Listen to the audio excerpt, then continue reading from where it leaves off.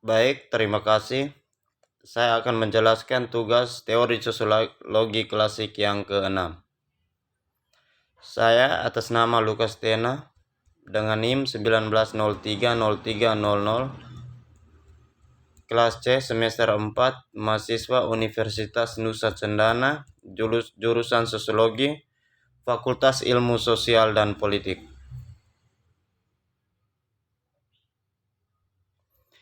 Teori sosiologi klasik masyarakat modern. Pengertian. Sosiologi klasik adalah fenomena modernitas itu sendiri, hasil dari sangat berkembang itu, berangkat untuk belajar. Dan tema modernitas, Gerard Denalti mencatat, adalah motif pemersatu yang hebat dari sosiologi klasik. Bahwa topik modernitas menarik perhatian abad ke-19 di intelektual tidak mengherankan. Mereka hampir tidak bisa mengabaikan fakta dunia baru bermunculan di sekitar mereka. Ruang lingkup perubahan sosial selama usia ini, revolusi begitu jauh mencapai bagai banyak pengamat, baik pada itu maupun dalam retrospeksi. Perjalanan di era modern ke era modern mewakili mengirimkan pemecahan atau dikontinuitas mendasar dalam pengaman manusia. Transformasi besar begitu mendalam dalam implikasinya, memberikan teori alasan keberadaannya. Sejarah. Teori sosiologi klasik muncul pada abad ke-19 sebagai upaya untuk memahami transisi yang sedang berlangsung dari masyarakat feodal tradisional ke modern masyarakat industri. 3 tokoh yang saya fokus dalam buku ini, Karl Marx, Emil Durkheim, dan Max Weber. Karl Marx pada tahun 1818 sampai 1883, Emil Durkheim pada tahun 1858 sampai 1917, dan Max Weber pada tahun 1864 sampai 1920. Tujuan bukan hanyalah untuk menambah persediaan pengetahuan ilmiah, tetapi untuk mempengaruhi perubahan sosial. Melalui kekuatan tulisan dan pidato mereka berusaha untuk mendidik dan mencerahkan, mengungkap dan menghilangkan prasangka. Mereka berusaha untuk mengubah kesadaran publik.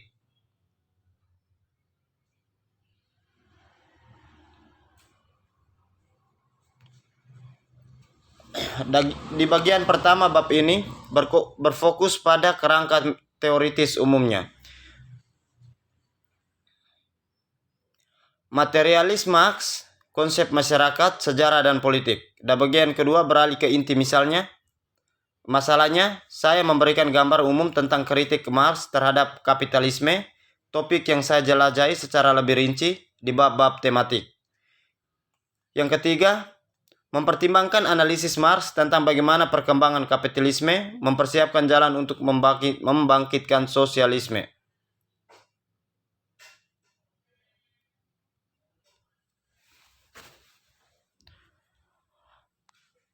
Materialisme sejarah. Yang pertama, konsep masyarakat materialis Marx. Yang kedua, konsep sejarah materialis Marx. Yang ketiga, materialisme praktik Marx.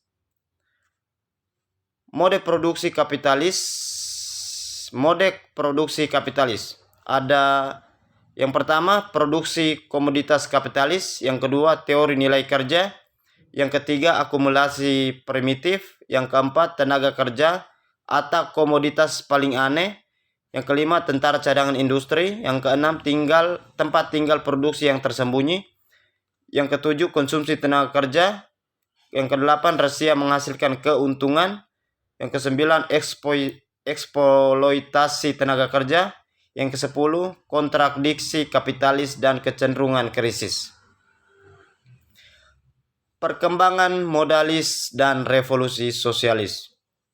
Kapitalisme sebagai kekuatan modernisasi, misi historis kapitalisme, pembentukan kelas kerja revolusioner.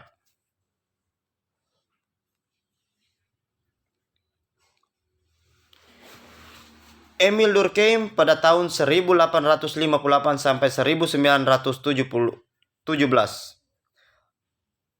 Marx adalah seorang revolusioner. Durkheim adalah seorang akademik.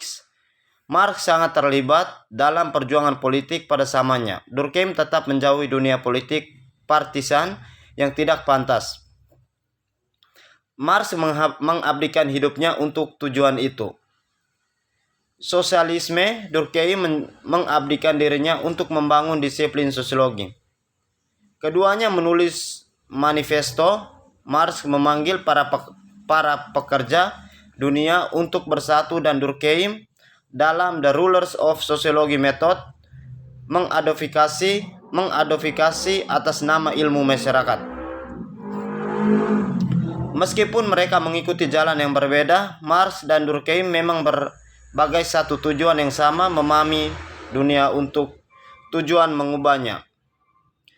Meskipun meremehkan politik normal, Durkheim tidak kurang dari Marx, punya agenda politik. Memang menurut Robert Allor Jones, seluruh ilmu sosial, Durkheim terminologi dasarnya hingga terminologi dasar pilihan topik adalah tindakan yang sangat politis.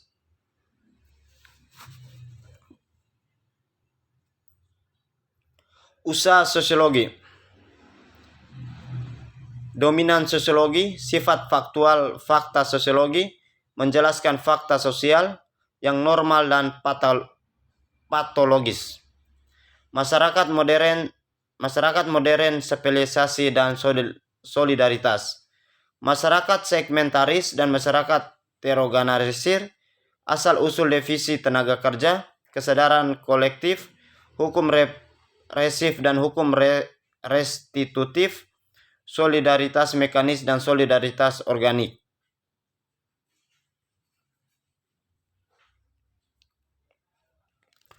Sosial bunuh dan modernitas. Tingkat sosial bunuh diri, jenis-jenis sosial dari bunuh diri. Individu dan masyarakat. Peradaban dan kemanusiaan, Tuhan dan masyarakat, Homo duplex, pendidikan moral dan pembentukan makhluk sosial.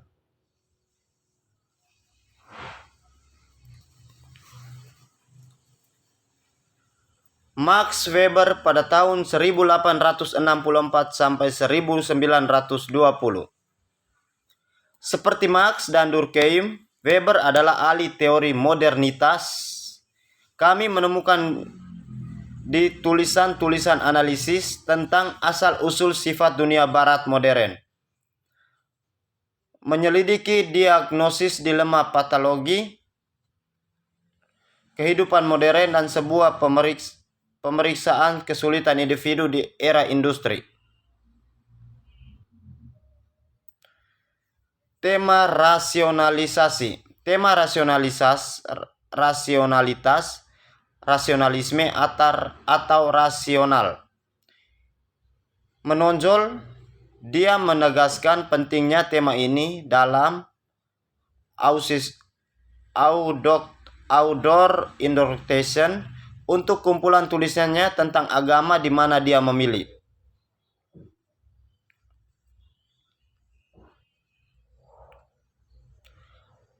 Rasionalisasi tindakan sosial. Sosiologi, kata Weber, adalah ilmu yang membahas dirinya sendiri dengan interpretatif.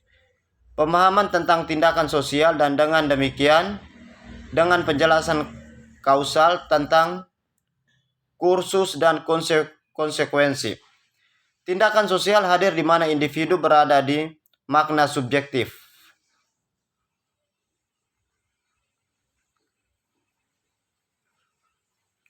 Kapitalisme rasio modern.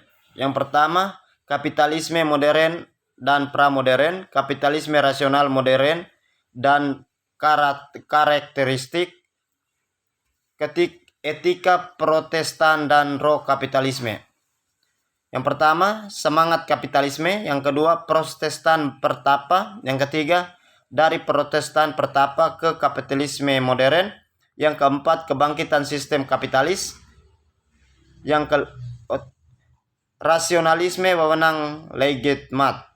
Yang pertama, otoritas tradisional. Yang kedua, otoritas karismatik. Yang ketiga, otoritas rasional hukum. Yang keempat, otoritas yang sah, modernitas, dan rasionalisasi. Rasionalisasi birokratik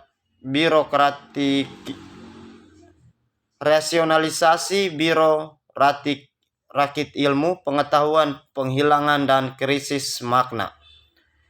Yang pertama, keadaan sains di dunia modern. Yang kedua, kekecewaan dunia. Yang ketiga, penilaian empiris dan penilaian nilai. Yang keempat, diferensiasi budaya dan pluralisme nilai. Yang terakhir, nilai sains. Sekian dan terima kasih.